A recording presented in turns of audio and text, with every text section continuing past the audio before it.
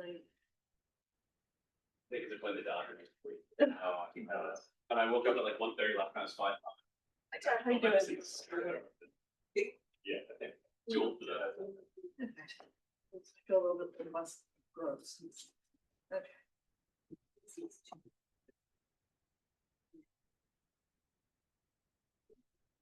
It is chilly in here, Shane. Yeah, geothermal's working very well today, Derek. I might not be able to sleep. Give me 200 grand. Change this whole building. Yeah, $4,000 left in the yard. No dust, no cold. It's not consistent. I know it's either you're sweating or you're cold.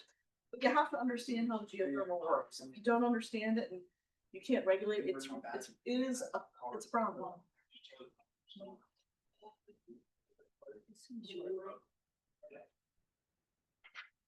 It says right here.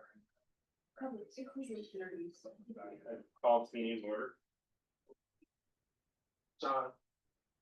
I pledge allegiance to the flag of the United States of America, to the republic for which it stands, one nation under God, indivisible, with liberty and justice for all. We have a moment of silence for first responders, so please, Sean.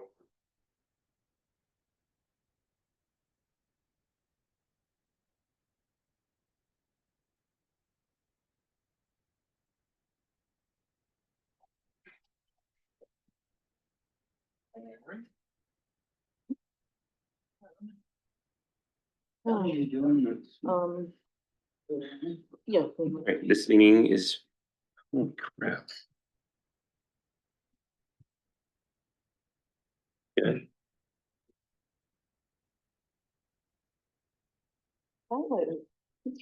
You ready? Okay. Go ahead. Okay, this meeting is being recorded via Zoom. A recording will be uploaded later to the Township YouTube channel for reviewing. And then we're on to the chairman's report. Oh, before that, the board met, that's me anyway. The board met in executive session prior to this meeting to discuss legal and personnel matters. Is there any public comment before we get started with tonight's meeting from anyone? If not, emergency services, we have WeGo interim chief Dave Leahy. Thanks, Dave. Thank you. Good evening, everybody. How are we today? Congratulations to the Phillies, by the way.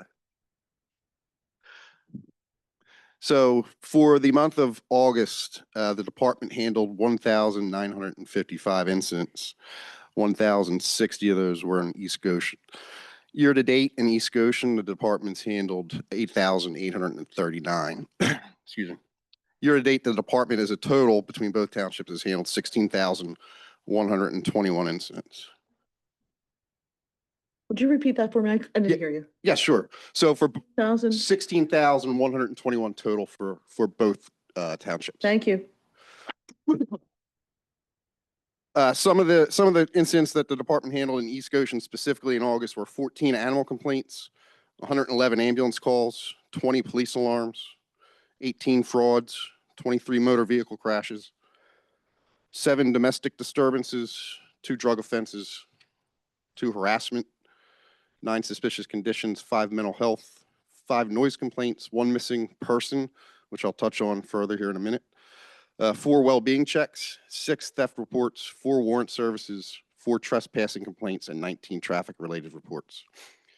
There were 568 proactive incidents that our officers conducted during the month of August, 107 of those being traffic stops, the remaining being patrol checks, business checks, park checks, and such. In regards to the missing person, that was a male resident out of the Hershey's Mill development who was suffering from dementia. Members of our department, along with other surrounding agencies, searched for the subject, who was ultimately located in a brushy area in the development. Other than being treated for heat exhaustion, the subject was unharmed. So the department's new drone was used and was very instrumental in finding the subject. The drone was able to have an aerial view of the whole area where they were looking for him, and was able to eliminate certain areas where officers would have had to otherwise search on foot. So again, the use of our drone again was very instrumental in finding him. I didn't get to speak last month, so I just want to touch on the Goshen Country Fair. It was for the department. It was a success as it was for the fire department. We had no major incidents during the fair. Some incidents that we did handle involved a public drunkenness arrest, trespassing incident, an underage drinking incident, a couple minor missing children incidents. They were all located within minutes, and a couple minor motor vehicle crashes. I'd like to thank members of the board for stopping by during the fair and the police commission. Be able to see our operation, which was so kindly set up by the fire department in the banquet hall, and be able to see our drone in use. Dave, can I ask a question about the Sure. fair? So you had a couple missing kids, and did you guys use the drones to help assist? So we started to, but they were located so quickly. Yeah, Didn't need to. there's young kids that got away from their parents, Uh-huh. and in the crowd, they couldn't be located, you know. I was right I away. was really impressed that there was a specific situation when I was in that command center where a group of individuals was identified as being potential troublemakers, and I appreciated the fact that you had undercovers that went over and dispersed them. It was really great. So Yeah, we were very happy with the whole entire fair and the progress that we had with the drone, with our coverage there, with our undercover officers. It was again in conjunction with the fire department of huge success for us.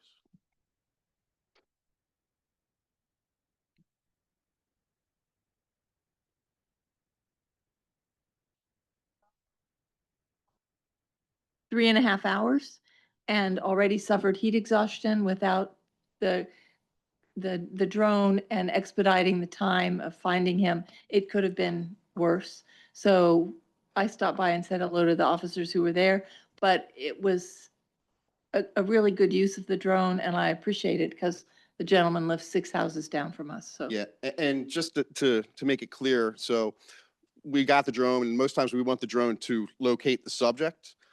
We really never even thought about it being used in this fashion, where we actually just eliminated other areas. We couldn't use the heat source on the drone that day just because it was, you know, the heat.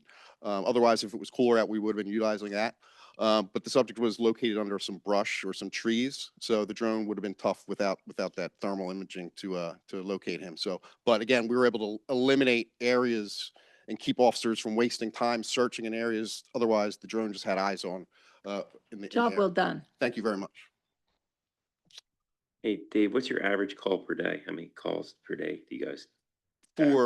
For just in general, Yeah, in general. it all depends, Peter. I would say reactive calls. I would probably say an average of 25 to 30, up or down depending on the day. How many traffic stops per day, average? Between both townships, we're trying to get them raised a little bit higher. But right now, we're probably looking anywhere with the traffic safety unit and patrol, I would say 10 or so right now. Okay. One thing I do want to add, under Dave's leadership, he has changed the scheduling for the TSU. So now we do have TSU coverage on the weekends. Yes. Which we didn't have previously. So like you said, I anticipate that number to go up, but I Yes. wanted them to know why that number could go up. So. Exactly. Yep. Thank you. Good to know. Thank you. So now that the school year has begun, we remind everybody to be mindful of school buses stopping at school bus stops to pick up students and drop students off. As always, remember to stop for buses when the red lights and red flashing lights and their stop arm are extended. Our patrol unit and traffic safety unit has been directed to provide extra presence, you know, within our school zones and within our bus stops throughout the beginning of the school year and throughout the year. And they've done that, so we've had a pretty good presence there. Again, just so anybody knows, the residents could know if you are cited for meeting or overtaking a school bus, it's a summary fine, punishable by $250. Plus court costs, a 60-day license suspension, and 5 points on your driver's record.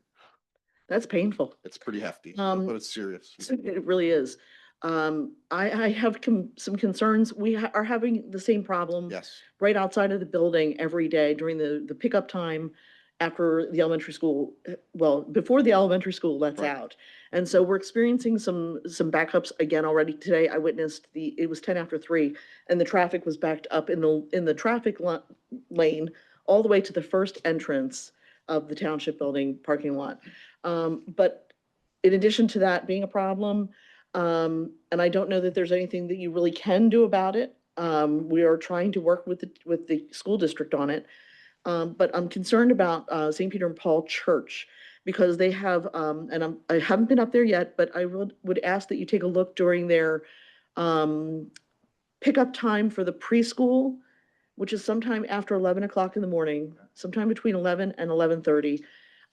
They're actually using the entrance off of Boot Road as their pickup direction. They're turning right off of Boot Road as you're headed toward 202 to go into the school.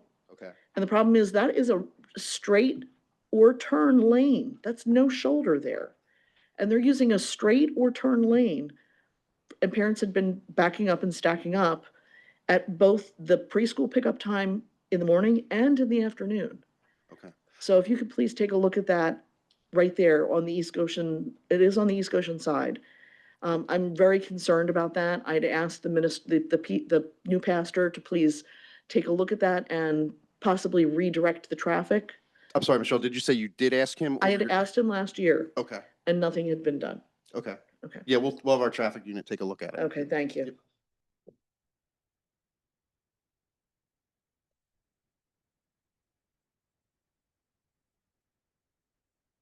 So as many of you may have seen, or maybe you haven't seen, we started a new initiative on our Facebook page.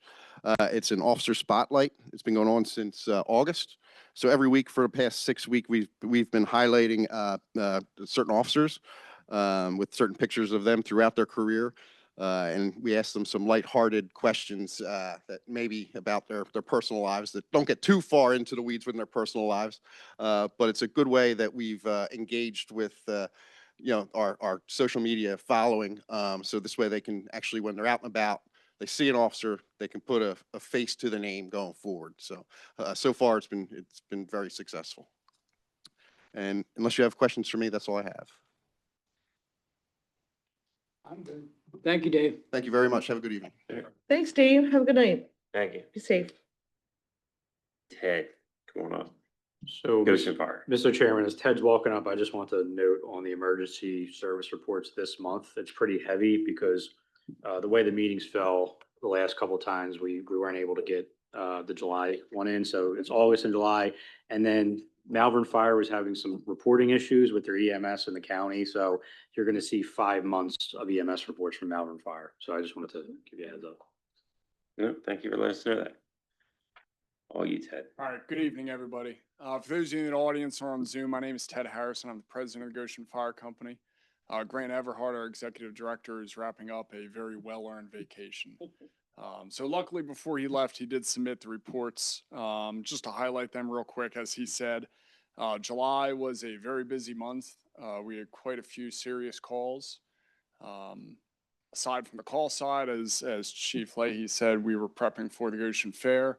Had a great fair week. A little hot in the beginning, but it cooled off as the week went on. Rolled us into August. Got the fair cleaned up, and serious call volume luckily decreased for the month of August. As we finished up the fair fundraising, we moved on to our 15-week club fundraising. So they just started with that. Actually, Monday night was the first drawing. I saw you walking by my house tonight with an envelope and I was hoping you were putting in money from the lottery. Yes, I didn't win that night, so. With Grant going, I got to go over and get the mail. Oh, got it. Sort the mail. I'm gonna have to come up and get my tickets because I didn't get any in the mail. Okay. The mail service has been a little unreliable. Yes. So sometimes we get them and sometimes we don't. So I'm gonna stop. I'll have to stop up and grab some. All right. So how did the fair do? Good. We have a fair meeting tomorrow night where the treasurer will hopefully have final numbers for us. But as I was getting the mail last week, we got a bill from Coke. Like, we still get bills from our vendors, not right away. So hopefully tomorrow night we'll know money wise. But overall, attendance wise, it was good. Like I said, weather, we got a little rain. Was it Just Thursday night? Yeah. Thursday, yeah, Thursday, just Thursday. But we made up for it Friday and Saturday. Yeah, It was overall a very nice week. good. Teddy, are you able to, or whomever the Goshen Fair, whether it's George, to get Derek or Dave the numbers on how much you guys cleared after the fair, after all expenses are paid? Yes, we'll know that tomorrow night. Yeah, okay, Yes. thanks. Yeah, I just wanted if you can notify. Yep, Thank you. yep. Great. Any other questions? Nope. Any public questions? Okay. Thank you. Thank you. Yep. Thanks, Ted. Have a good night. Be safe. All right, there's no public hearings tonight, so that will move us to the financial report. Dave. Thank you, Mr. Chair. As of August 31st, net of pass-throughs, our general fund had year-to-date revenues of $9,794,501 and expenses of $8,269,633 for a net result of $1,524,868. The end of August, our general fund balance was $7,574,883. Versus the budget, our year-to-date August revenue finished flat. With the budget, our shortfalls in building permits and engineering recharges were offset by alarm fees. And the year-to-date August expenses were 0.8% or $62,000 over budget. Building maintenance and repair costs, increased utilities and stormwater costs, and legal land development fees accounted for the variance. Versus the prior year, 2025 year-to-date August net operations are $41,000 above the prior year, and that's driven by slightly higher revenue and slightly lower insurance premiums and public safety expenses. Any questions on the year-to-date financial report? Dave, Capital Reserve Fund, $922,000 in expenses.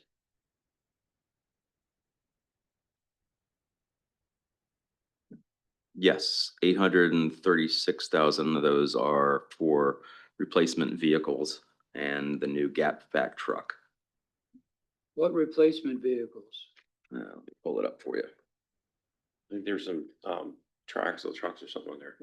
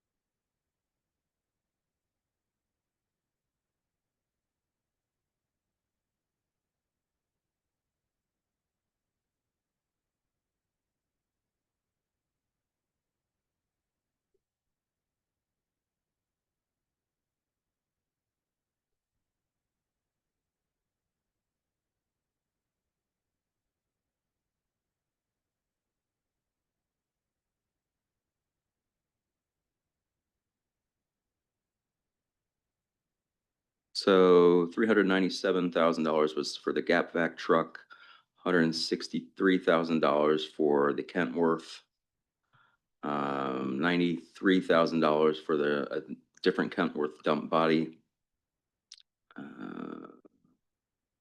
At $18,000 for John Deere Gator. We've got about $30,000 in for the chipper so far this year. We've got replaced the main controller at the township building. That was 16,000, 12,000 in blacksmith shop repairs. Those are the biggest ones. All right, well, I see where that is. The question that comes to me is, I'm looking at that, I'm looking at the last page now for everybody. Capital Reserve Fund, I see the 836,000. And right next to it on the sewer operating fund, 2 million. I know we have to spend that, and I'm well aware that the sewer operating fund is self-sustaining because we charge people for using the sewer. But did you ever try to annualize these things, Dave? In other words, spread the cost across all 12 months? In what way do you mean? Divide the number by 12 and spread it across in each month? You mean for each item? For the two big items, Oh, for the big items. Budgeted? annualized, Yeah, they're budgeted that way. they're budgeted. Yeah. Um,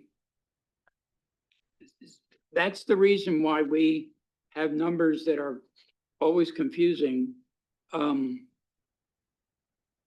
We have a net result of $1.5 million so far. But usually you tell me that's going to be spent. And you're talking about the general fund, The general fund now, yes, sir. right?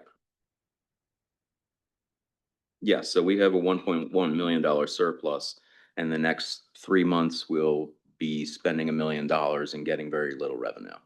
I got you. My only question is, can't this be annualized, spread over 12 months instead of hitting all in 1 month? I've seen it done in what I call the real world, in private industry. Yeah, it is done month to month. Well, I'm back to the $2 million in the sewer operating fund. This isn't showing any budget. This is just what's come in and what's been spent year to date. Plus the existing balance that it started with at the beginning of the year. All right, well, we'll talk about that later. These big hits are throw things out of whack. You mean when we have to pay for a truck all at one time? How come we're not paying over a period of time? Well, how come we're not expensing it month by month by month by month by month over In the- 12 months? You can't pay for it that way. No, you can't. You can expense it that way, though. How? By dividing the $2 million by 12 and putting the number in each month. Are you referring to an actual versus a budget, or actual recording of an expense, or? I'm referring to the budget, spreading it across all 12 months rather than in one hard lump. You can do that, but these numbers still exist as they do as you pay bills when it comes in. So you're talking about another entire different sheet that shows your thing. You still need these numbers in order to show what you're actually doing revenue and expense wise. All right. Yeah, so when you look at it versus the budget, we are actually 60,000 off from our budgeted number. So if you look at the year-to-date financial, I budgeted, we would be at $1.585 million ahead at this point, and we're 1.525 ahead. So we're $60,000 behind what I budgeted. So that's pretty close.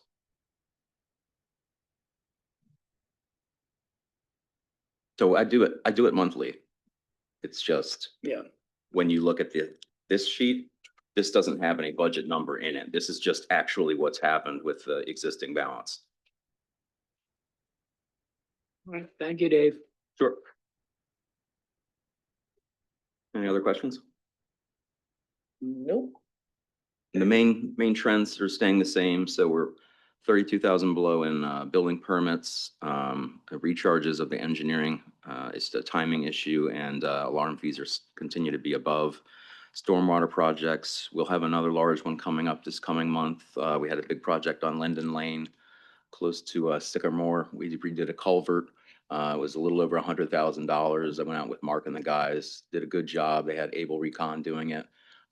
We were able to bypass pump it, refinish the inside and recoat it rather than replace the entire pipe, which would have been 750 plus engineering and permits. So it's expensive, but we got the bottom fixed, so it's good for another 20 years, hopefully. For the record, I was out when they were doing that project, and my neighbors were very appreciative of the professionalism, the speed at which they did it. Yeah. And the fact that it has been fixed correctly. So kudos to the Public Works for that. Thank you. Anything else, Dave? Nope. Okay. All right, thanks, Dave. Appreciate that. Sure. The approval of minutes, there's none, and the treasury report, none. So there's no business, and the new business is presentation and discussion of the 2026 preliminary general fund budget. Easy for you to say. I know. That's Dave again. That's Derek. Let's do it.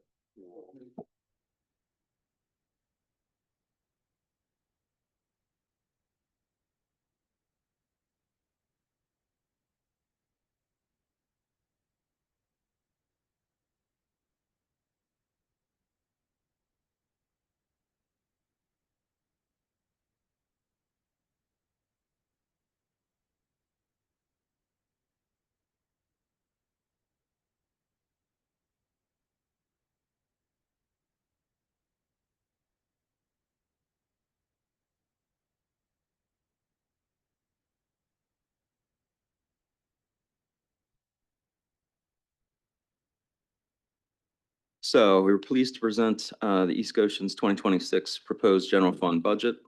We are currently projecting a 2026 preliminary general fund budget of net zero, which is neither a surplus nor a deficit. The preliminary 1.6% WEGO budget net result for 2026 is an increase in 2025 in combination with aggressive, though attainable, revenue forecasting and internal cost-cutting measures, which has helped East Goshen to preliminarily achieve this annual goal. Incorporated are the latest actuals and estimates of expenses based on historical and current trends. And while this upcoming year will be challenging based on recent inflation and interest rate expectations, as well as other economic forecasts, we maintain the goal of a net zero budget, which does not include borrowing from the existing fund balance. This proposed budget reflects the township's continuing commitment to public safety. Public safety budget is currently projected to be relatively flat in total with 2025, since includes funding for Goshen Fire Company, Good Fellowship Ambulance and EMS Training Institute, and the Malvern Fire Company. Union contract discussions are ongoing, as well as our partner negotiations with Westtown, and we look forward to discussions on the current contribution requests by Goshen Fire, Malvern Fire, and GFAC, as well as the future sustainability of these costs in the future for our East Goshen taxpayers. In conclusion, we're confident that we will achieve a balanced budget that, while challenging, is possible while providing critical municipal services within prudent fiscal constraints. And as always, we've taken into consideration input for the Board of Supervisors, our residents and business owners, and this collaborative process serves as a foundation of our democratic process in East Goshen Township.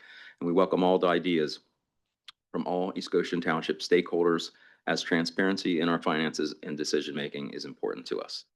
Dave, if I could just put a disclaimer out there too, before we get started and getting into the numbers. And I said this a couple weeks ago, I think we take great pride in starting this process early and really getting the numbers out in public as soon as possible so we can discuss them with the board. But I just want to say to the general public, these by no means are finalized numbers. We're still going to be working with this. We do it best we can at this point. But Dave just gave you a litany of things that we're still working on, a lot of that from a first responder standpoint. So take it with a grain of salt. We're still continuing to work. We appreciate input by the board, residents, and everybody, and we'll continue to work on this. But I just want to make that very clear that it's still a work in progress. Yeah, thanks, Derek. And it's very preliminary, and you'll notice in a lot of the slides, I'll specifically call out items that we're waiting on final numbers. Hopefully in October, we get a lot of things from insurance, workman's comp numbers. We'll get Delaware Valley benefit increases. So everything in here now is a placeholder. Try and overestimate it. You just never know where it's going to shake out at the end. And that's where the fine tuning and tweaking comes in. So the first slide here is our general fund revenues, expenditures, and ending fund balances trends. We go from 2022 through the 2025 budget and 2026 budget. You can see how revenues stays relatively flat. After it jumped up, we had a nice boost in EIT, and you see the millage tax has elevated our, since 2022, elevated our total revenue numbers. And since then, it's remained relatively flat. The EIT has been consistently budgeted conservatively in 25, 26. I pushed it up a little bit more, but we're still showing a net zero and not borrowing in 26 from our existing fund balance. Did you Next. put that in for me, Dave? I did. If you look at the next slide, this is a pie chart just showing where all of the different funds are spent, or the different funds or revenues are coming from. Now, the total EIT receipts make up nearly half of our annual revenue. And total taxes account for 76% of East Goshen's total annual revenue. That leaves us very little flexibility on any other income that we have. That's basically we get earned income, real estate property tax, real estate transfer tax, and our intergovernment transfers. Local services tax is small, but outside of that, we really only have one lever to pull as far as increasing the millage tax, and that's the only guaranteed income elevation that we can gain. So when demographic changes happen, we're kind of at the mercy of what people in the township are earning and what the businesses are bringing in. And if we're not growing business, which we generally aren't here in East Goshen, we're going to see flat revenues. And as we all know, you'll see when we get to the expenses continually rise. The good thing is we have had strong earned income, surprisingly so. And to a good point, Derek and I just had a call with Kroll last Friday, and they reaffirmed our AAA bond rating yet again. So that's good news. And that's for the sewer notes as well as our general obligation fund bonds. Congratulations to us all. Yes. Thank goodness. Yes. The RE property tax and earned income, have they been about the same in the last couple of years? Property tax has been very flat. Earned income jumped up. Keystone started doing some back campaigns. They're contracted by East Goshen through the county. The county contracts for every township and every school district. And we've had some complaints about Keystone, but all in all, they've done a fairly good job of going out and collecting some of the back owed monies, which is why we saw it jump. They were collecting things from prior years that had slipped through the cracks. And so far for the last 2 years, it looks like we're on track to sustain it again, right around a $6 million mark. So for 2026, I penciled in 6 million, and I think that's achievable based on where we are now in 25 and in 24. And as a percentage, it stayed about the same. Yeah. Okay. Dave, before you go further, Yep. question regarding that. We talked about potentially bringing the real estate tax back in-house.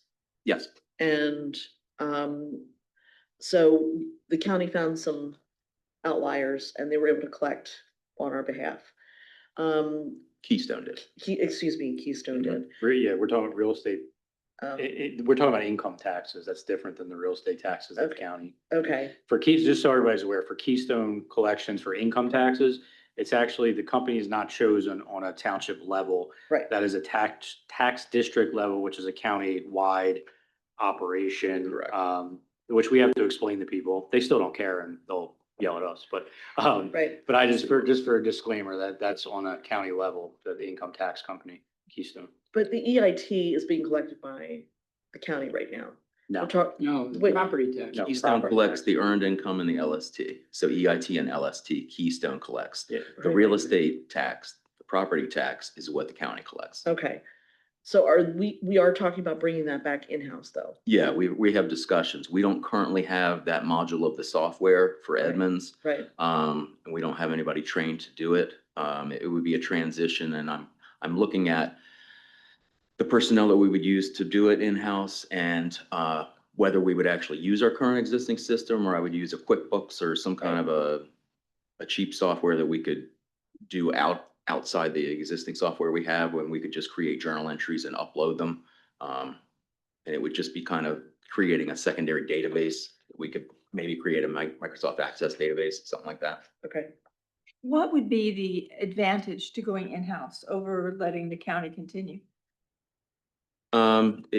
possible long-term savings, from it, it would probably be over a long term. You would save some money. I want to. 10 years. 5 to 10 years. Why? And it really depends on, the county hasn't given us what their rate change would be. It's gonna be flat this coming year. So it doesn't really behoove us to change yet, but it does buy us a year to investigate what it would take to bring it in-house and do that comparison analysis and get those cost numbers. But the other point is that the state increased its take, didn't it? The county, and now I'm doing it. I know. The county collects the property tax. Didn't they say that they were going to raise their fee? for Not next this year. year. They haven't said what they will be in 2027. It'd be a flat for 2026. That's all. So that's why it doesn't penalize us to stick with them for this year, but take this year to figure out what it would Okay. cost. So it's next year that we'll have to worry about. Yep. Okay.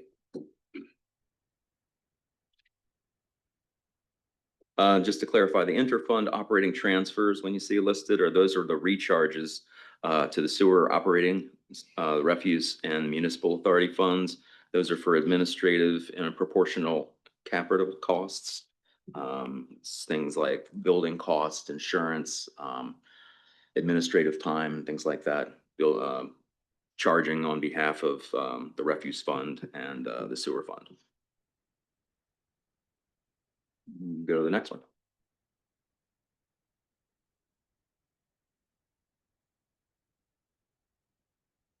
These are the revenue trends broken out. You can see that the revenue collected from the real estate property tax increased substantially. That's the orange one there. 850K from 2022 to 2023 when the millage was increased. That should maintain relatively flat, assuming we collect about the same rate and don't have excessive delinquencies. The earned income tax collections remain strong in 25, and I'm projecting 100K higher in 26, which would be flat with 24, and I believe flat with 25. The real estate transfer tax year to date is 3% or 17K ahead of our budget. With expected interest rate reductions and new properties coming to market that we know of. 2026 is forecasted about a 6% or a $50,000 increase over the 2025 budget, which, while aggressive, I think is achievable. Our cable franchise fees unfortunately continue to decline as the market trends toward the streaming services and away from cable. I talked to Cody about this, and 2026 is anticipated to be 12% lower, $50,000 lower than 2022. And this is a trend that's just going to continue until, as Derek and I have talked about, the state would have to take the lead on getting something municipally where we could get a share of streaming services. It's actually federal law first. from 1996 that put the cable franchise collection into place, and it just hasn't been updated to account for wireless streaming and things of that nature. So until the feds get their act together on that, it's going to be dwindling for sure. Yeah, so it may never happen. Parks and Rec classes and summer programs remain popular. Our interest earnings, while rates are expected to drop, I'm projecting that we should remain strong due to the short-term and intermediate-term notes that we locked up with considerable amounts of our residual balances, existing fund balances. So we predicted we've done 3 separate buy-ins at different stages this year, at different funding levels and different percentage levels, hedging the bet, assuming starting September that we're going to start to drop probably at least a quarter point, probably a half point by the end of this year, and assuming that we'll drop probably a half point next year. So most of the rates that we locked in are between 4.5% to 4%. So we're pretty happy about that going forward into next year. Any questions on this slide?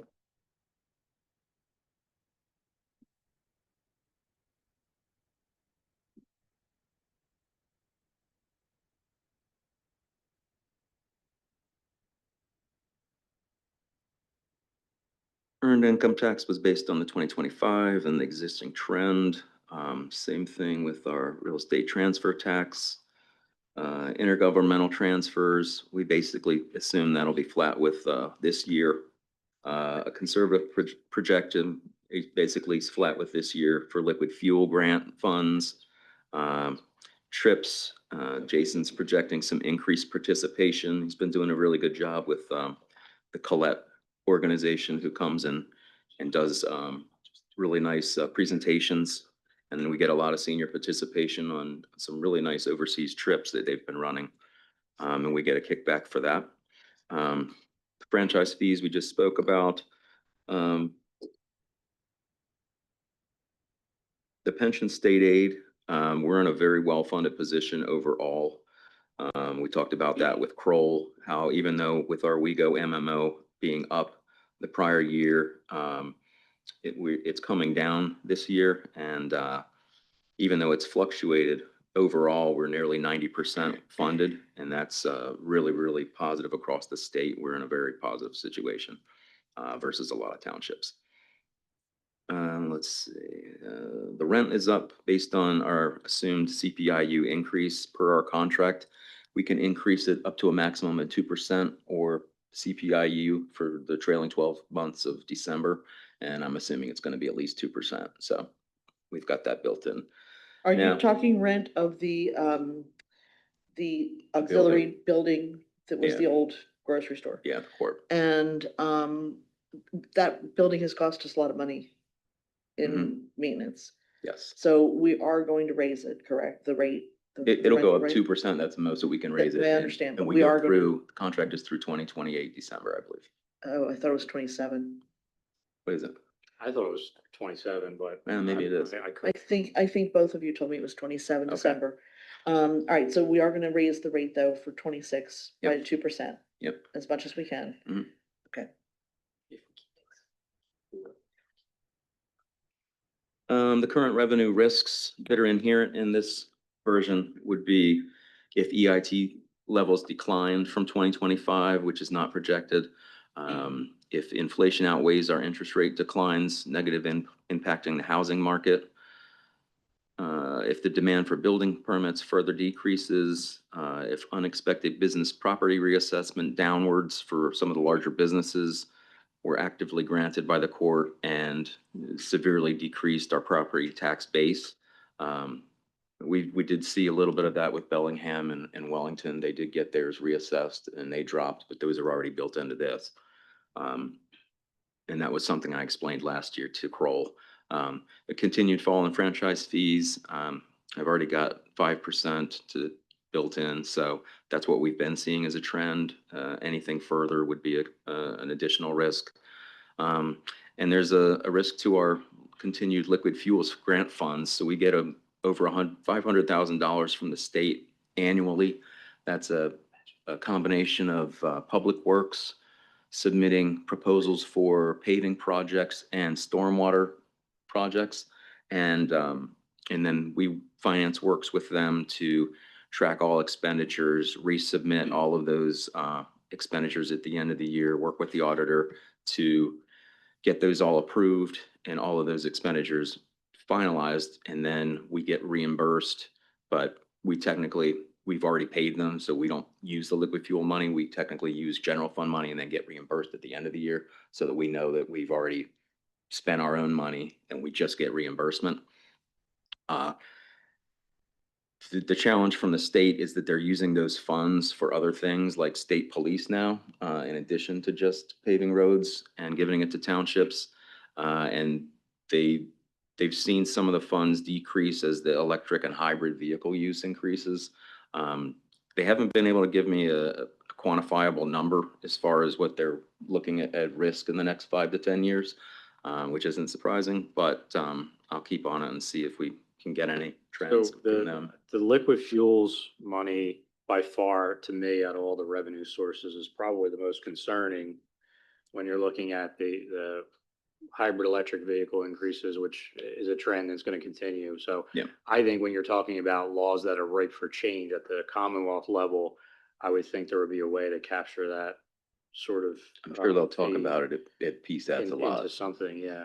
Because that's actually gonna be probably the most worrisome trend for revenue sources out of all of them. Well, and I've talked with other townships. We actually, a lot of the regional guys and gals who were finance directors submitted just an internal poll to see how much people spent on, how much they got for liquid fuel grants money and how much they spent on paving and redoing roads and other projects. And by far, everybody spent way more than we did because nobody else paves their roads. So our Public Works Department, for those who don't know, goes out, we rent the crusher, we contract out for additional hauling, and we use intermunicipal assistance, and then we help other people as well. And that allows us to basically spend the $525,000 on paving and materials and rentals that other places spend $1 to $1.5 million on just to contract it out and to do either the same distance or less. And Mark's got a very good schedule that's rotating every 17 years or so. And they changed it up a little bit and they did that cul-de-sac, right? Yeah, we have to do, I mean, we have to change it up every year depending on what happens that year, but generally we try to follow it, but yeah. Yeah, and I know when he does a road and they pull things up, they'll typically redo manholes at that time. They'll redo the curbing. A lot of base repair. Yep, and they'll see if there are sewer lines and laterals and things in that area that need to be redone. That's usually when they'll get it all done at once. Dave, I have a quick comment. Shoot. Two comments. One, I love that the Parks and Recs continues to go up. Yep. What I am worried about, and it's less of a process see inside our house as a township and more our zoning permits and codes revenue still being that high. Are we being optimistic on being able to get 475 next year? It probably is optimistic. Because I know in the past it's bailed us out I don't know if we're bailed us out, but it was some nice additional revenue back in the day. I'm just a little nervous that numbers, because it dropped from 24 to 25 by 30,000. We're only dropping another 11 for next. I'm just a little concerned that Yeah, we're being ambitious. I'm going to also be digging into, I've got a class scheduled in October to make sure that the fee schedule is equitable, so that we're not undercharging and we're not overcharging. So permit fees are part of that. All of our fees that we charge would be part of that. So I want to take a class, dig into it and make sure that we are correctly charging for things. There could be situations where salaries have risen or an FTE has been added that, we're not accounting for and hasn't been. So I'll dig into that and find out. So we could catch up for some things there. But also, once we go into particular departments, line items, I'll show you where it's not as drastic as it seems. And, some of it could be seasonality. And when we look year over year over year, it looks like we should be doing a little bit better. And maybe it's a time lag. Maybe we'll catch up, especially if we get some of these. If the housing market kicks in, then we could really, if the interest rates drop and some of these sales happen, people will be putting in some improvement. The macro trends on this year in particular were not good. And it's funny, I kind of use West Whiteland as like our in-house county index to that because they build so much there. It's kind of, if you talk to them internally, you kind of get a sense of kind of building, and they were down substantially this year.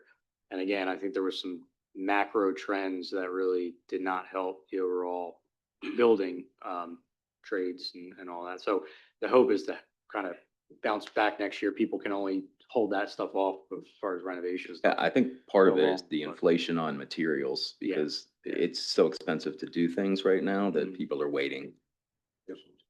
Dave, I have a question about the pension situation. So Yes. you said the pension's only funded at 90%. Is that for the township employees? Because I thought it was. No, 100%. that is the WeGo pension. The WeGo pension? Yeah. I thought that we were funded at a full 100% on WeGo as well. No. But 90% is substantially better than Okay. most. That's exceptional. So what would it take for us to get to 95%? More contributions. No. Yeah. Well, and it also depends Okay. on the market value of the assets in the funds. So it's a sliding scale.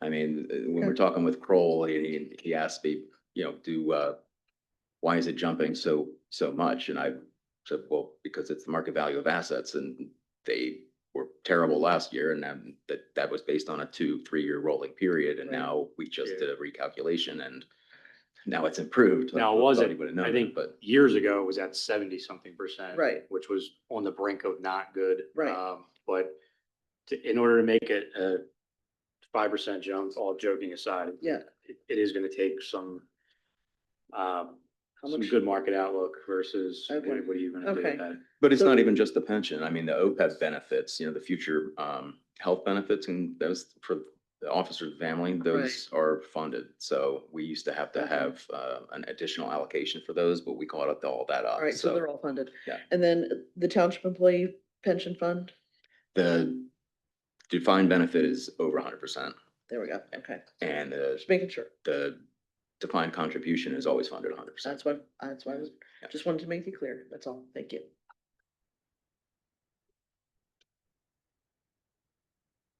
Any other questions, Cody? No, I have comments on a couple things. Oh. Thank you.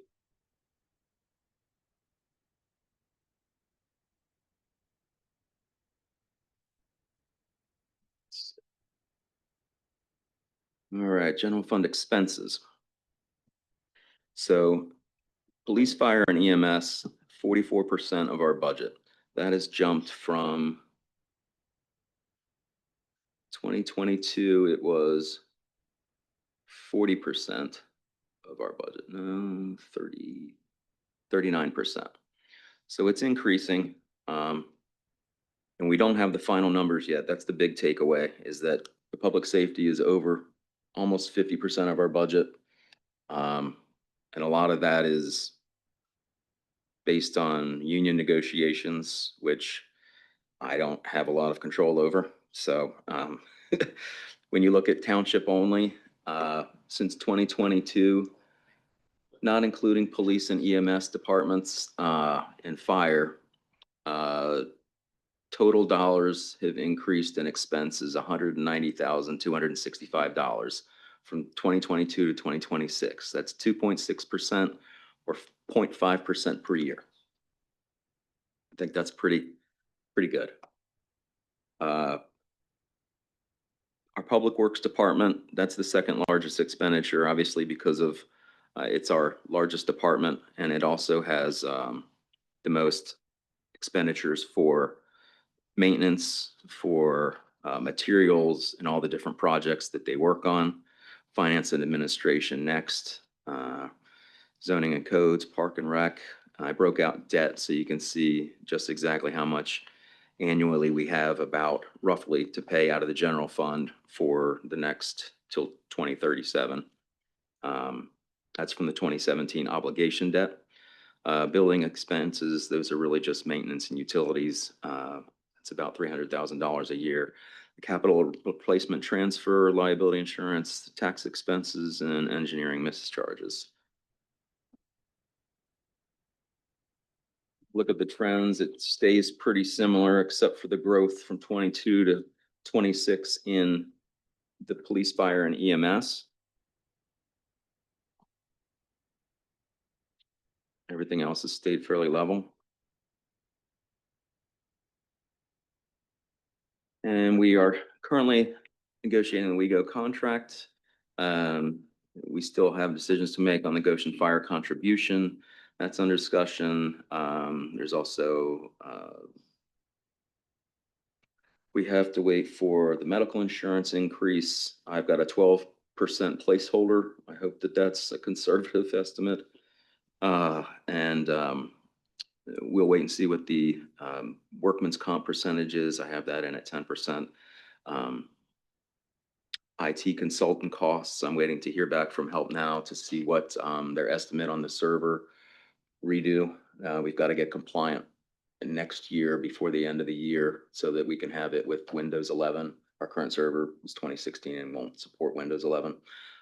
So I'm looking at, I know how much it costs this year to get all of our new desktops put in. I would hope it's cheaper to do the server because it's just one server as opposed to 12 computers, but I'd like to get the information from them.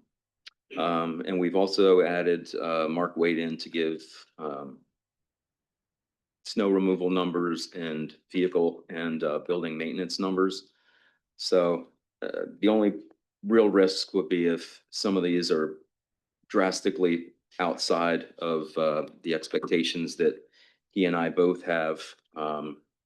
Or depending on the WeGo contract negotiations, that would probably be one of the single largest impacts to this budget, expense-wise. Dave, can I interrupt you, please? Sure. You said placeholder and that kind of lit the light bulb for me. I'm the liaison with the planning commission and I know it's a small amount, some 20 or 30,000, but we wanted to put a placeholder in for revising the comprehensive plan. Okay. And they want to hear from us about that. Do you have something in here? I do not in the general fund. I would suggest if we want to do that, we would probably either make a contribution from the general fund as far as a placeholder. It depends if we want to transfer it to the infrastructure fund or if we want to use existing infrastructure funds because it is the entire, I mean, the comprehensive plan, the master plan for the township is, in my opinion, kind of a infrastructure deal because it touches so many different components of the township, between the trail, the developments, the business. It depends on what the board would want to do. And if you want to look at I this agree with as that. multiple years, when you would want to implement it starting and how much per year, what kind of things you would like to do. Well, it's an 18 to 24-month process, having been through it before, so Right. it's probably a multi-year budget item, which we could talk about. But this is also something that we don't have to spend a lot of taxpayer money on because the last comprehensive plan had, I can enumerate a few things right off the top of my head. There were 13 areas of improvement that were suggested. And of the 13, like 4 of them are PennDOT owned, 5 of them are independently owned. There's a handful of these 13 areas of improvement that were suggested that we could have any say over. And the thing is, in my opinion, the plan was not very thoughtful. It felt more of a cookie cutter kind of plan because this is something that any planner could just copy and paste, basically. And while they're taking public consideration into what they're putting into the plan, the problem is that a planner can say to the public, well, that's not within our purview because that's owned by somebody else. And it could have been a lot more thoughtfully presented. Because a lot of things are not even possible. They're just not feasible.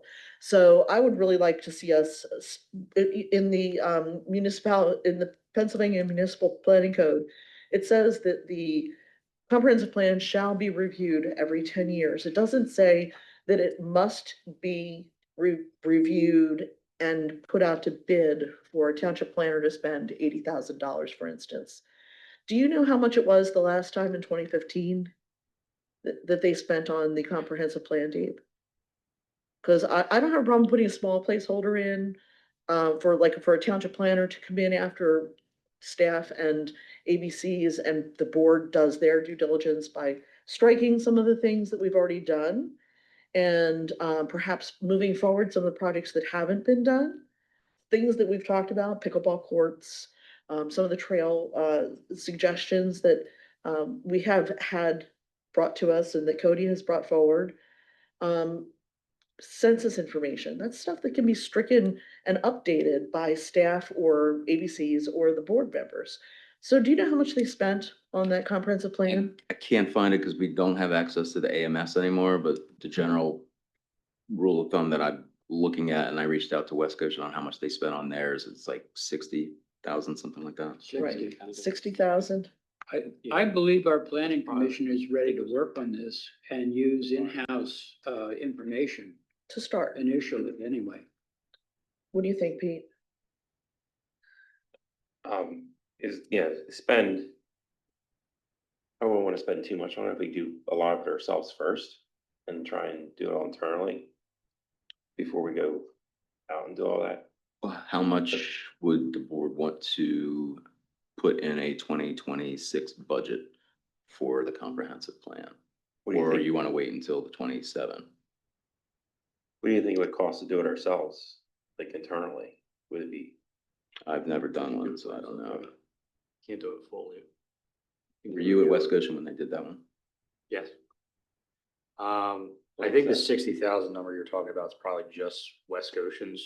Yes, West Goshen's. because So I they got a grant for half. Yeah. It was 60 as well. So I think overall it was definitely six figures. I know not to be a dead horse here, but I think we had this conversation back in July, but the overall, it would take, again, 18 to 24 months. You can do some things in-house.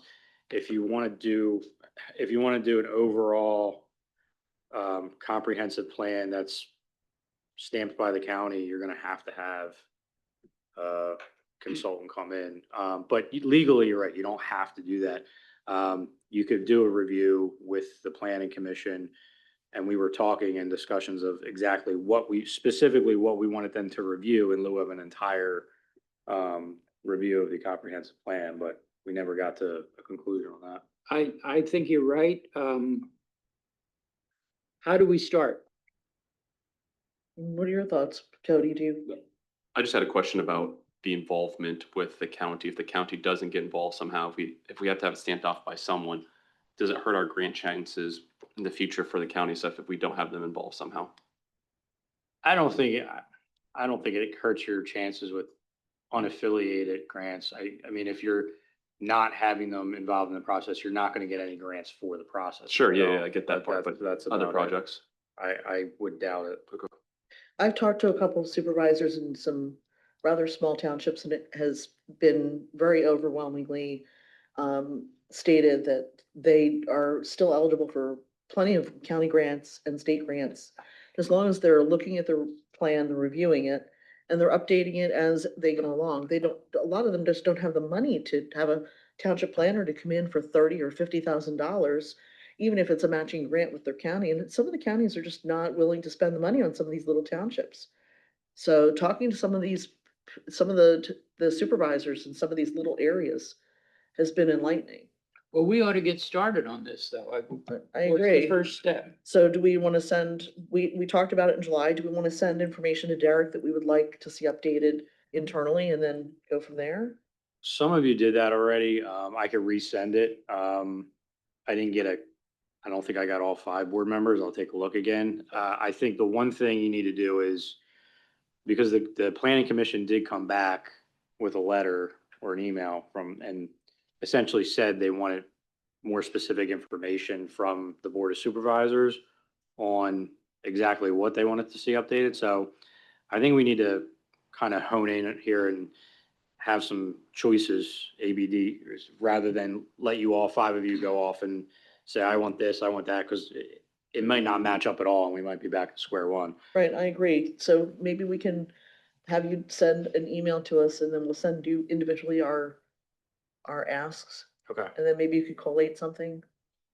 Yeah, that's fine. Should we put a budget number in for at least next year? What number are we looking at then?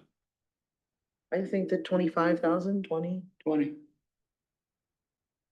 It's just a placeholder. It's a Yeah. placeholder, because at least Is that that would good? have, we could still have a consultant come in and say, Yeah, you know, I'm good you need with to do X, Y, and Z. Then 0. Cool. The one, Yeah. I wasn't trying to be smart, like, I'm fine with 20,000, yeah. You know, I agree. It's better than 0 too. I mean, we have to start the process. It's What something we fund should be are we doing. Okay. I feel better. I'll do it from general fund, just as a placeholder, because currently when we did, I'll read a little bit later, the way that we set up the infrastructure fund. And I think we should move the 20 into the infrastructure specifically for this. the one thing I will say is we can see if somebody could do this on like a time and materials basis, if this is the way that the board wants to go.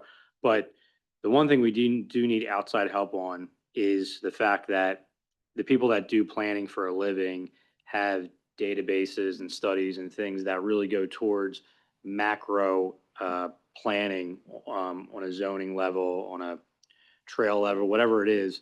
So we need that data that's outside of our organization. So we're going to have to work with some people outside of the organization at some point in the process. Yep, but at the same time, you have people in-house that can upgrade the maps, the demographics, the dates and numbers. There's a lot of things that can be done before we have to go outside. Yeah. And it will save money if we do it in-house. Again, these are tax dollars. We need to make sure that we're being careful about how we're spending them. I don't want to see us spending $80,000 of our taxpayers' dollars and 80,000 from the county. I just think that that's crazy. And if we don't include the county, can you just make sure that we're not going to have any repercussions, Derek? I mean, I can ask.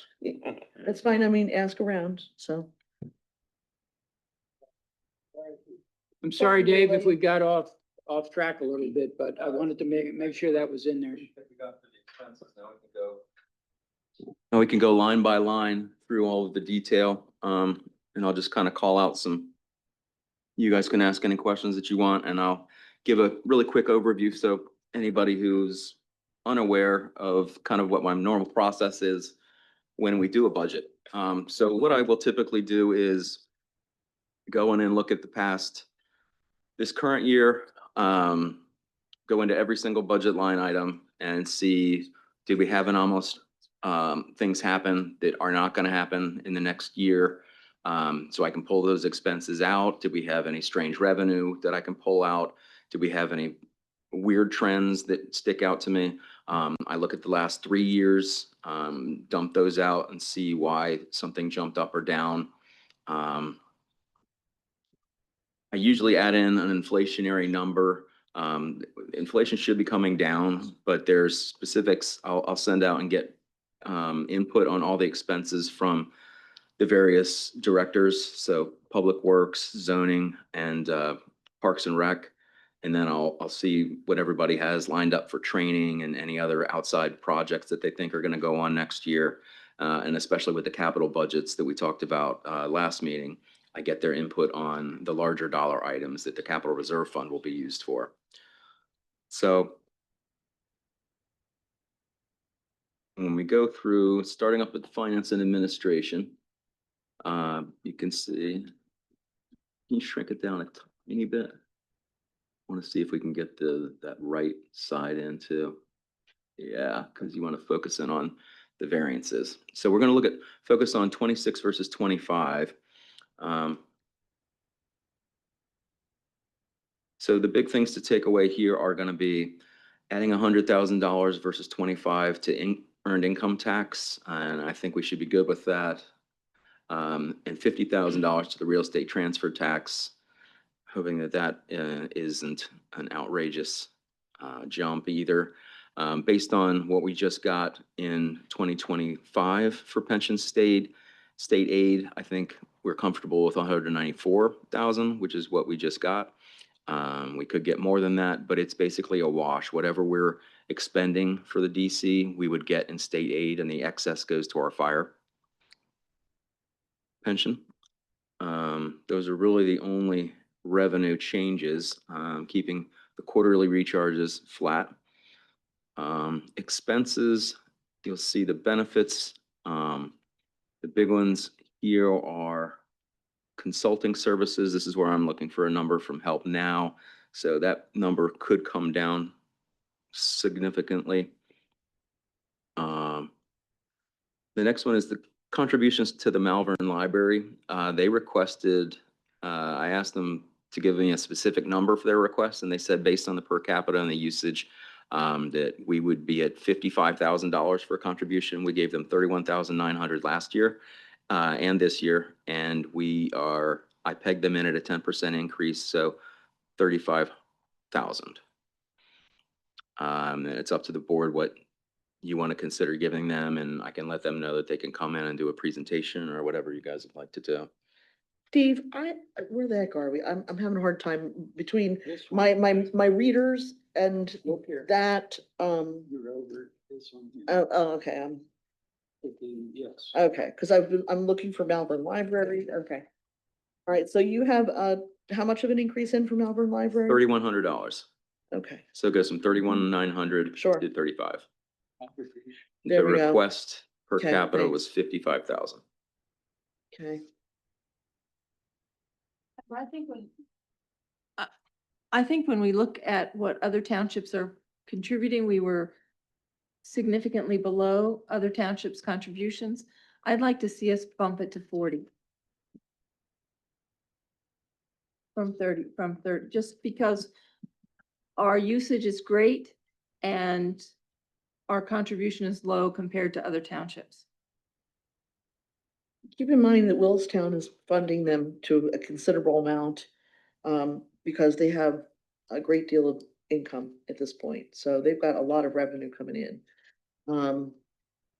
I don't have a problem with a small increase, but if we give everybody all their, their wish list of 30% or 40% or 90% increase, it's hard to sustain that over time. Yes, So, and that's less than half of their ask. Well, well, ask is easy, paying is hard. 40 would be about 25% of the 31. 40 would be about 25% above the 31.9. I agree, maybe we could give more than 35%, but 40 seems high. What would you, 37.5 be the middle. 37.5 in the middle? I would like to have them, they don't have to come and do a presentation, I don't think, but if we can get No. updated paperwork on the usage. Yeah, that would be, but otherwise I could support 37.5. I like libraries. I could support the 37.5 as well. I can't support 40%, the 40,000, but they were just in and they just did a presentation anyway, so When was that? no, they No, were they just were did it a this few summer. months ago. And I think they In had June? usage in it, if we look at, Updated usage. yeah. Oh. I'll have to go back and look. It was in June or July, I think. Yeah, we should have some It's an information. attorney. I'm pursuing them more, but the 40,000 is, in my opinion, it's too much for me, but I can support 37.5 in the middle. If that sounds like we're in agreement at 37.5. Okay, I'll make a Yeah. note. Yeah. Are you gonna go line by line, Dave? Yeah, pretty much. Okay. I'm just gonna point out the biggest ones. You guys feel free to stop me as I go down. Engineering recharges, you'll see that jumped up. That's based on the land development like that we're doing right now. Looking at current year, and you can see 24 actual was pretty high. So based on year-to-date 2025, that's coming up $50,000 higher to 100,000. That's Millstone, Reservoir Road, CTDI. I'm expecting that trend to continue. Going down a little further, insurance coverage, the premium, that one's coming down $17,703, and that's because I'm planning on paying the public official liability ahead in 2024 for 2025, so that'll save us a little bit next year. The pension obviously going up, but that's offset by the increased revenue that we would have. The other ones, we're assuming some more building maintenance and repairs higher than we did in the 24 budget, and we saw higher in 25.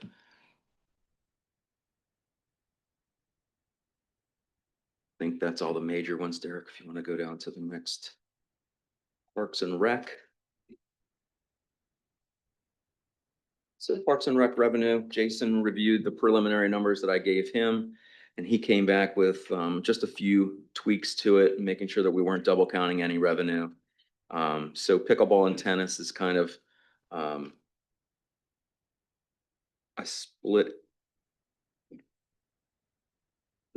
Pickleball court is just the rentals, but we don't really do that. So pickleball and tennis instruction is in 3701. We should have that broken out starting next year, as we do have a lot more pickleball classes starting.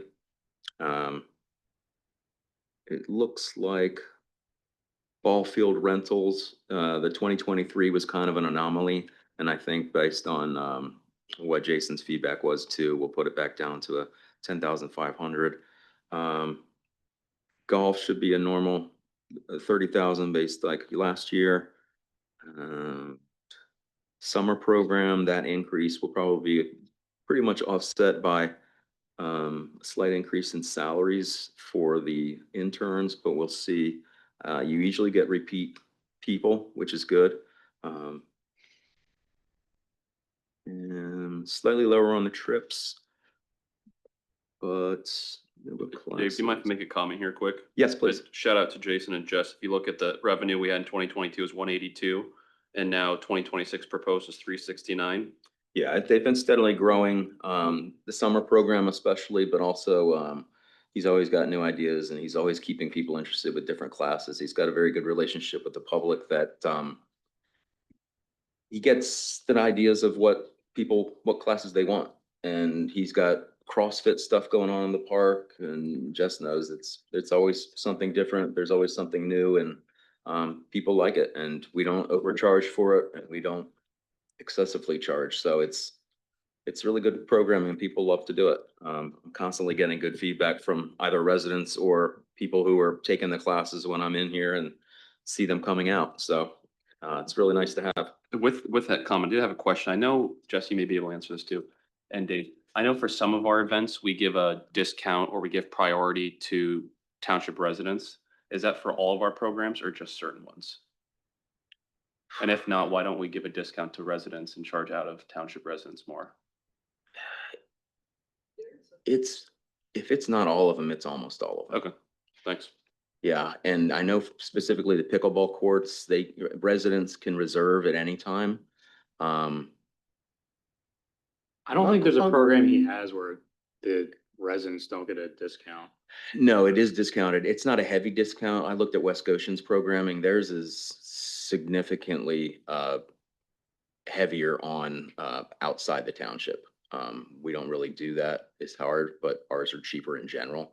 What percent of the most generally speaking, of all the programs and things that we offer that are paid, how many of them are used by township residents versus not? 60-40, 70-30? I'm only asking that because should we be like West Goshen, charge non-residents more? Just a discussion point. I don't know how much more. I mean, I think Jason's pretty comfortable with the balance that we have. Because he doesn't want to. The thing is, since we're so close, a lot of people in East Goshen have West Goshen friends, and their kids are friends. So they want to go to the same parks. They want to go to the same programs for summer camp. But then our residents get screwed when they go to West Goshen and have to pay the difference. They don't go to West Goshen. If you look at the next page, down on the bottom, the actual cost, the net cost, I think is the blue one, isn't it, Dave? Yes. And just to point this out, and I think we get a good buy here. Jason and Jess's salaries actually are the top line, and they are greater than the bottom line cost of $212,000. So they actually make up some of their own salary and cover all the costs of all the programs. So this is an excellent park and rec program. Agreed. I'm afraid to go too much higher because we sell out on everything too. Higher on what? Cost. Out of township Fees. fees. Okay, for fee. I mean, I think, Specifically, I was just only talking about non-East Goshen no, residents. that's what I mean. Yeah, I mean, I think that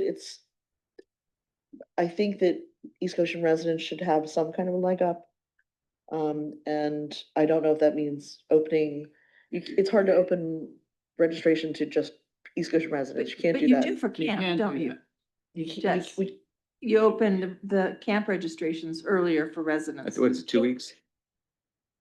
About Catalina. Is it like a 2 week window, something like that, or even longer? Yes, at least a week. And we can't do much more than that because to get grants from the county, we have to have our park open to everybody. We can't say these people can't come or do something that would exclude people.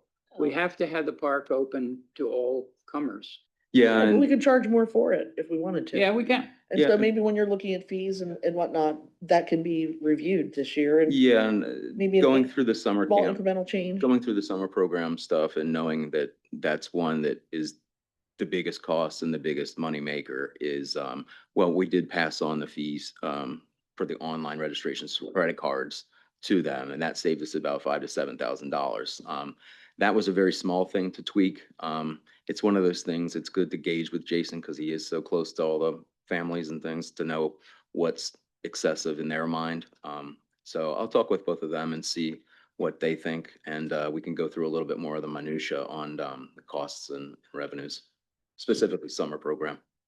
You know, I'm pretty sure he raised the ball field rentals also, because I think they're in the lower end of all the other areas. Then he talked about that a while ago. Yeah, I believe this year we started. Also, just a quick point on Parks and Rec, and I know this is a capital item, but looking at the Parks and Rec budget, it got me thinking because we met, Dave and I and Mark met with Jason today, discussed the potential bathroom replacement.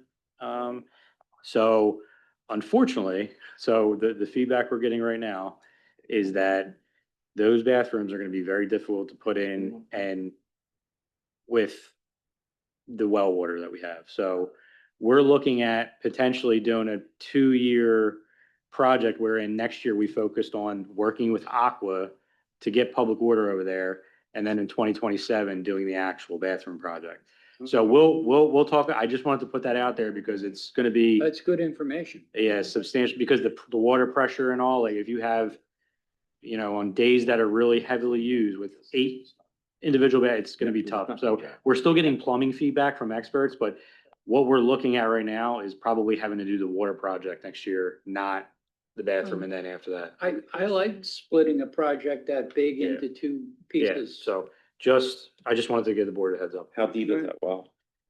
That I don't know. So we are looking at talking to them and seeing if it would make a huge difference of changing the well instead.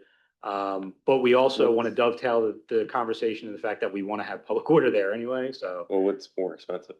A new well or public water? Well, up front, it's public water, but Yeah. there has been substantial amounts of expenses with the well, Mhm. with testing and things of that Yeah. nature on an ongoing basis. So there definitely would be And a that time to could be filtered recoup. either, can it? Yeah. Okay. So just something to be aware of. Yeah, I think we can move on from that one. Public Works revenue, that'll be a quick one. That's just, I've credited with the transfers from liquid fuels for their projects. And then also a percentage for the transfers from sewer refuse and municipal authority for the work that they do on that. I do not include, you'll see in 2024, those are the insurance proceeds. We don't budget for insurance. We're hoping that we have no insurance claims. Public Works expenses.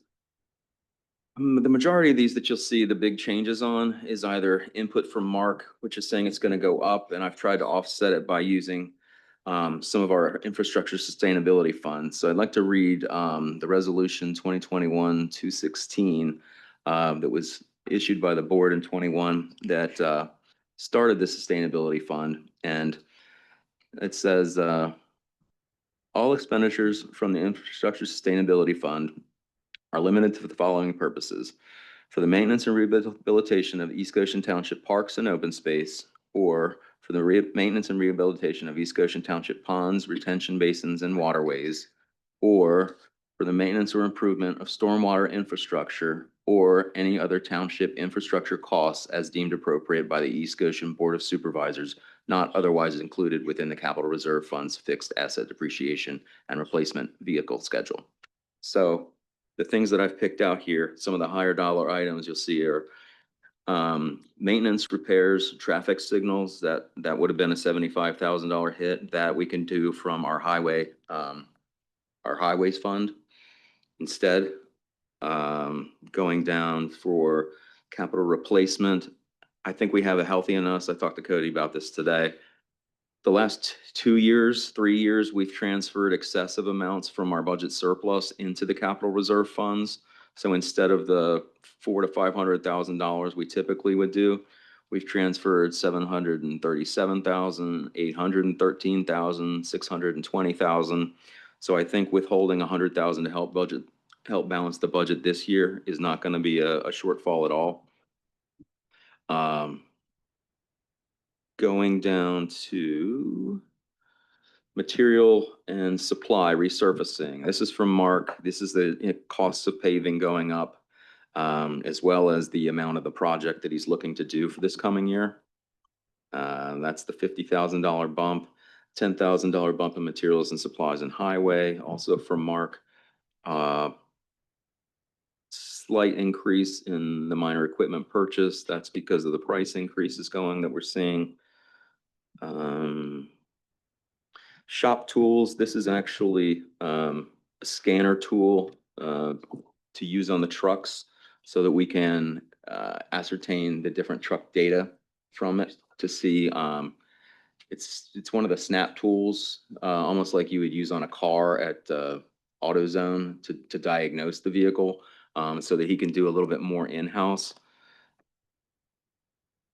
Let's see. That has potential of a huge cost savings. Yeah, then we might not have to take it into Hunter and have a $500 bill right off the bat. We've also got increases in the snow equipment.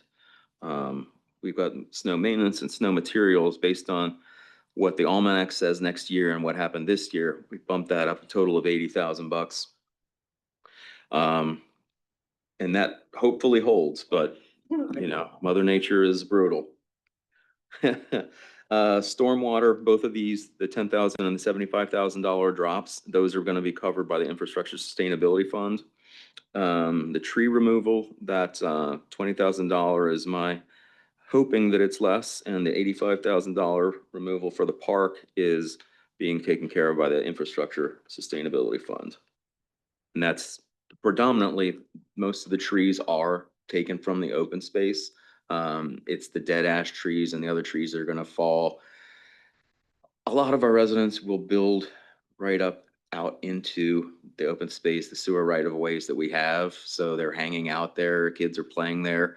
We really don't want those trees to fall down. So we do get a lot of calls with people worried that they're going to fall into their yards. And so we take them out proactively on a case-by-case basis. Why did uniforms go down? Uniforms is based on what we're seeing. We actually got negotiated a new contract with Cintas, and we got the co-stars. There's a similar, who is that called? It's similar to a co-stars, but we actually are getting their pricing now. So I put that out for the full year, and we're actually saving. It's not, it's the same one we got the Kenworth truck through from Jersey. Yeah, Sourcewell. I think it's Sourcewell. Yeah. Yeah.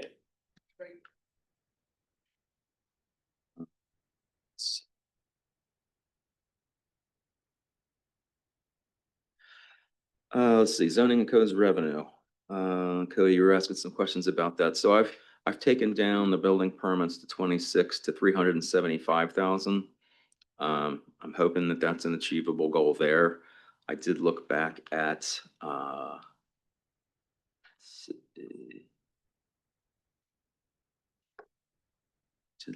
the prior years, and it looks like up until recently, so 2022, we had a 400,000, 2023, about 400,000. And then we had a drop in 24. And that wouldn't have been totally quantified until we got to the end of the year. So the budget of 400,000, assuming that was still going to hold. So I'm going to drop it to 25,000 and hope that we get there. And I don't think we have to drop it much more than that, because we'll take a look at the fee schedule and see how that looks. But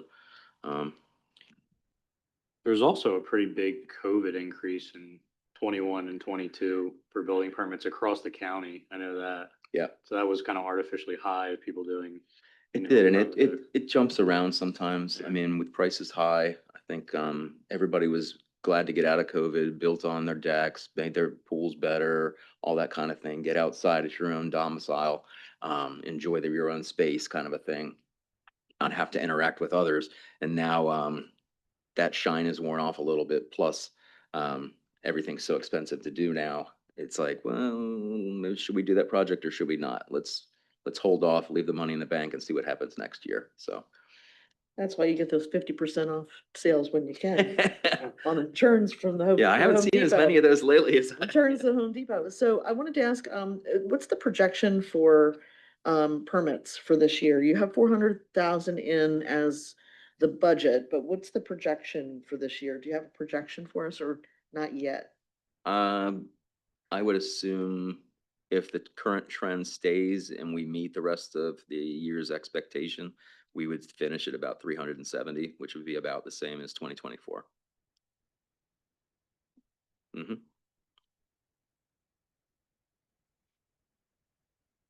Zoning and permits, expenses, benefits decrease. One of our guys this year does not take the benefits. Engineering services, this is assuming we are not outsourcing through Arrow.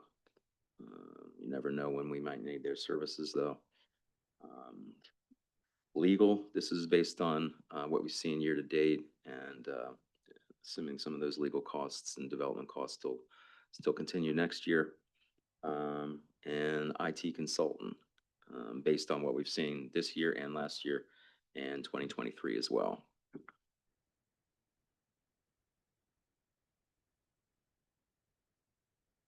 I didn't see anything about the phones. Is there anything that the phone system? Is that Yeah, something is that gonna become later? Yeah, well, That's fine. not tonight, That's but fine. we'll be bringing it to you. That's fine. Yeah.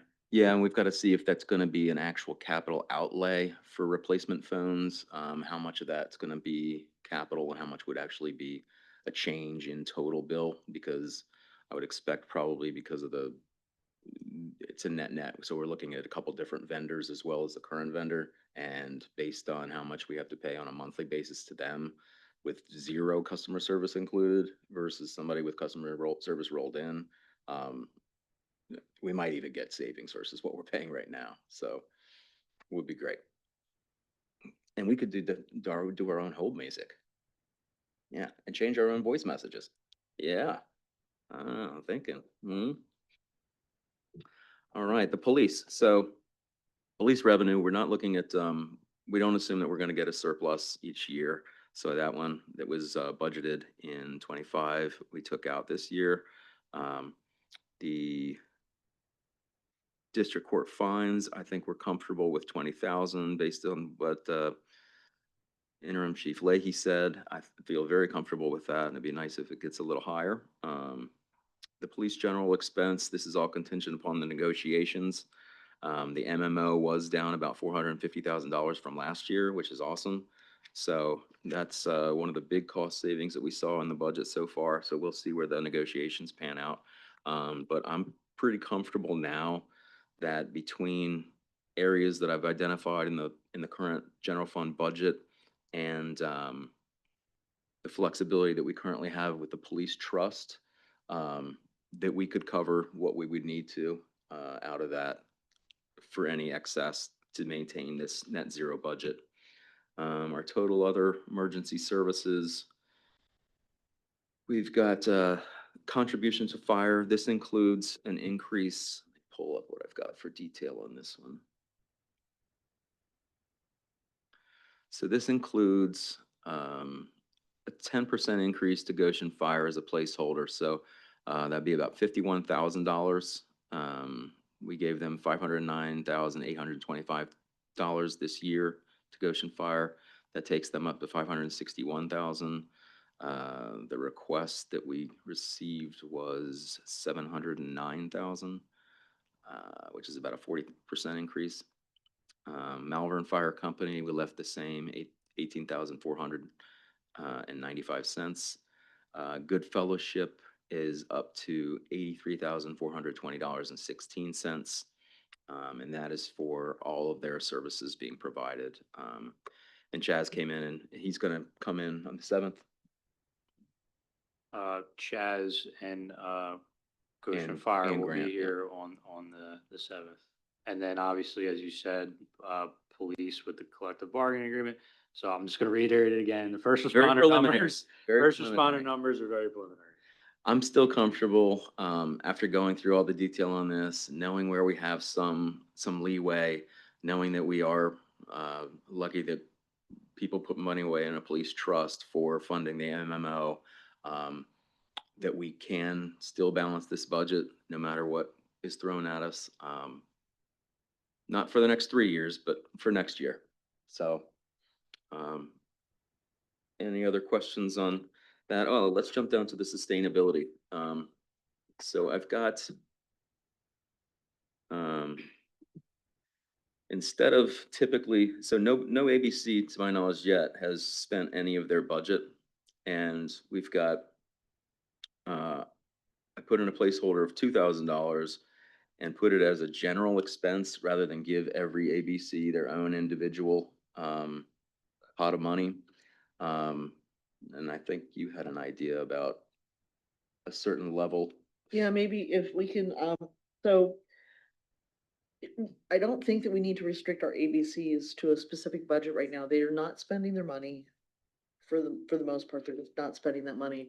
And so if they have a project that is $1,000 or below, we should allow that. My thought is we should allow Derek or whomever he directs um, approve, thank you. Word retrievals tonight is a little tough. Approve any expenditures that are 1,000 or below, and then anything that's $1,001 that an ABC brings to him would come to the board for approval. And that means if one of them wants to do a bigger project than that, we should be able to find a way to fund their project. So even having $2,000 in there as a placeholder, it doesn't mean that they're necessarily restricted to that $2,000. It's just a matter of, it is just a placeholder. And so if, say, for instance, Conservancy came to us and said, we need $3,000 to do a tree planting, then we can go to the Infrastructure Sustainability Fund, which does have plenty of fund money. And we can go to that fund for the trees, because that's considered infrastructure for the township. So, to that end, I also, have been in touch with Pico on something else, and they actually, have some grant opportunities that I'd really like for Conservancy to explore. So, but yeah, so just as a for instance, but if another ABC came to us and said, we need $1,300 to do this project, then the board would say, yes, okay, we can do the project using that fund money. So that's just a thought. I think that we need to have a little tighter control over how the funds are being spent, but I also don't want them to necessarily not be funded for something that is crucial to the infrastructure or to the township. And I know we've spent a decent amount rehabbing the blacksmith shop, and we put some in the capital for the roof next year.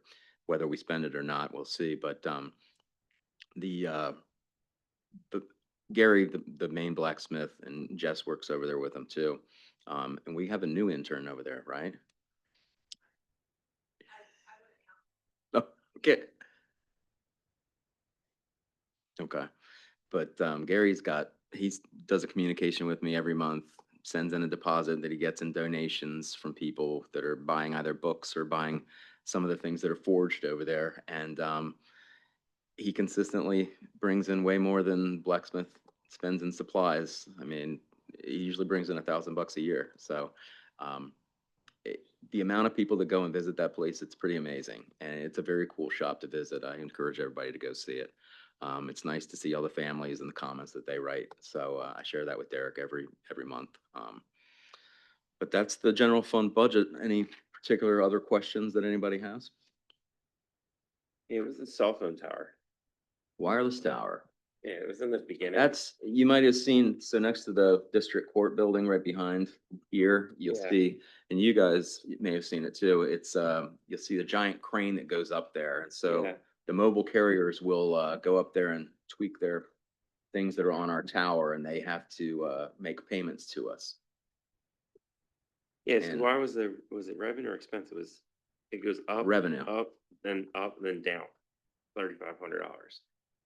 Yeah, that's a process that zoning and codes manages and collects.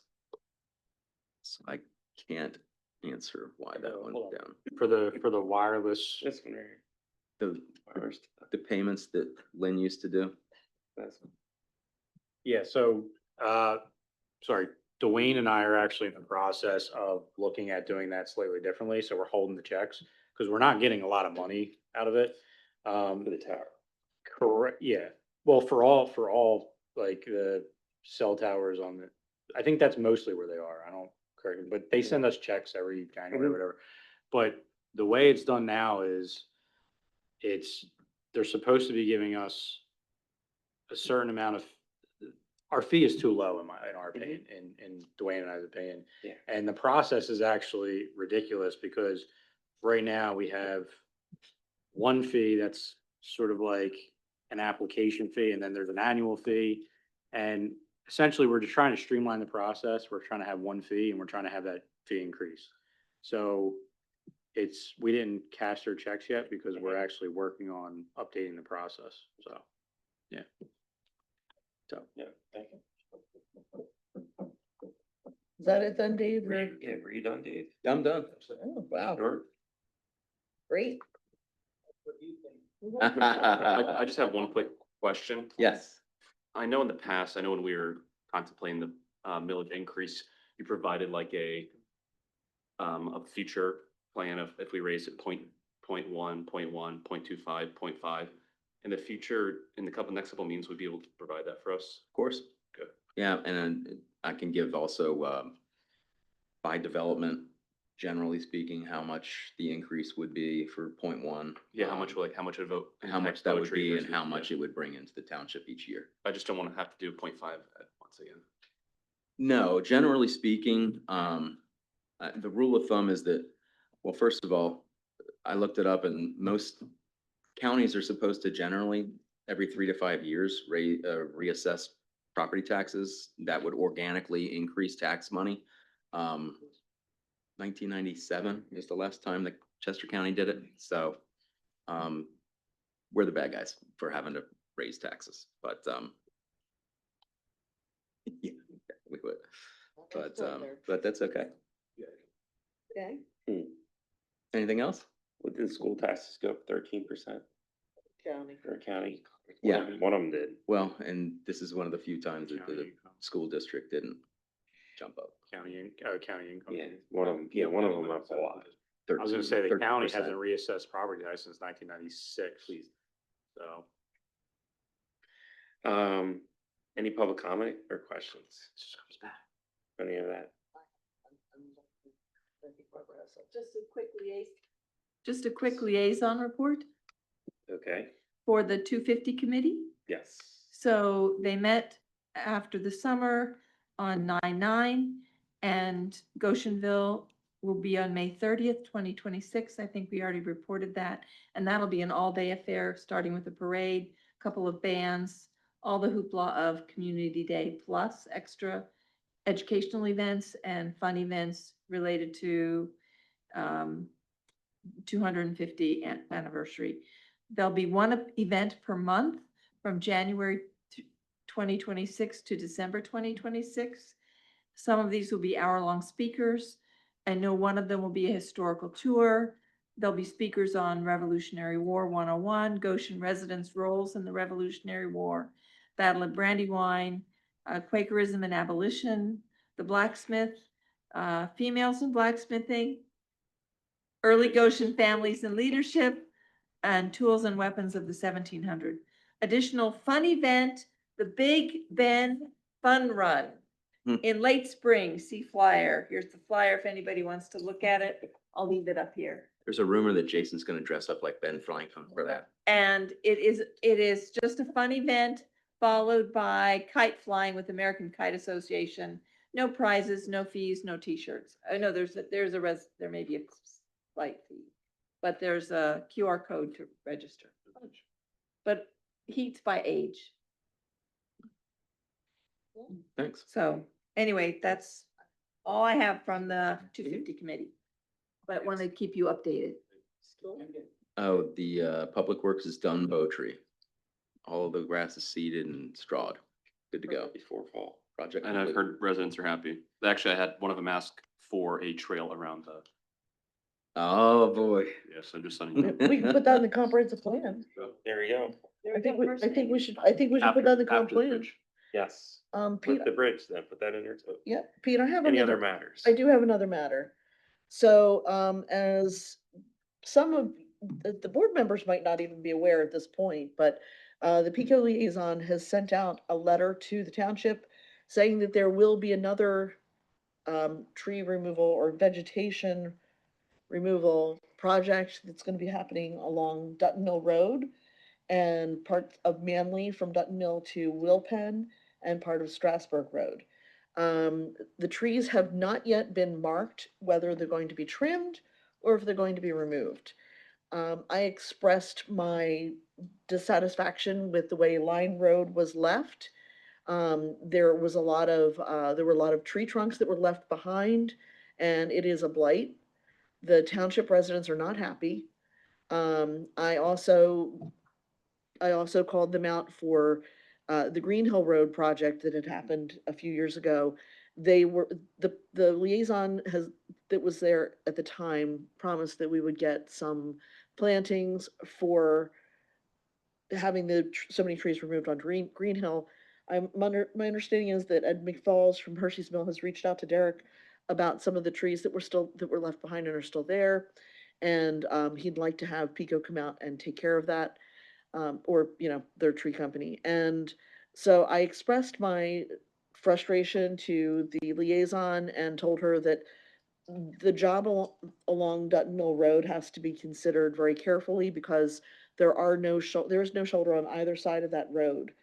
And we're looking at trees, if they're left behind, could actually cause a lot of road hazards with plow equipment, emergency equipment, and just cars in general. So she forwarded the concerns along to the project vegetation manager. And so we're going to be working on making sure that we keep a closer eye on them. But Derek, can we consider having you send a letter to the PUC expressing our concern about past projects and how they've been left? The next project that's supposed to start in October, and see if they can maybe direct Pico to do their job. Yeah, I mean, if the board's okay with it, I don't have a I problem. agree with that, and I will say, the only thing that Michelle said that wasn't right is she used the word removal. They left the trees, they cut them down, but they left them there. Yeah. They have a formula for when they do it and when they don't do it, and I don't know, I don't quite understand it fully, but, anyway, yeah, I can do that. I also have a call tomorrow morning with Mandy Cantlin, who's the manager for East Bradford. Cause apparently she's dealing with it as well in East Bradford, and she's a little bit further along in dealing with Pico and I guess the PUC from what I'm understanding. So anyway, I'm talking to Mandy tomorrow to see if she has any tips for me on, handling them in general, but yeah, I can craft a letter to the PUC. Mr. Chairman, if there's no other matter, I'd like to make a motion. Public comment. I would like to wait until that's completed. Any public comment, real quick? No. I got one more thing. Oh, see? There was one, there was a Over. question at the last meeting, I think, about, Yeah, an hour and a half. I mean, come on. utilities and the cost increases year over year. And so I had Dana help me break those down. And so the 2025 versus 24, Aqua increased costs on us 13%. And 2024 to 2025, Pico costs, and this is not including the Constellation supplier contracts, that we already dealt with this year. It was a 30% increase in the distribution costs. So Wow, well, that aqua increase, when we redo the restrooms in the park, we have to keep that in mind. Yeah, the amount of water the park could actually use in that bathroom Oh, yeah. could cost you a lot of money, Yep. because we're in public water, it's expensive. Yep. I know the well's not, I don't know, unless you can filter the well, I don't know. Yeah, I mean, Still preliminary stages and we are Yeah. exploring Mhm. some stuff with the well still, but it's not looking good right now. That's all I'll say. Is it water that can be used for non-drinking, but used for bathrooms at least? I'm going to second the motion that Cody's going to make. Motion to adjourn. All right, In favor, aye. all in favor? Aye. Have a good night.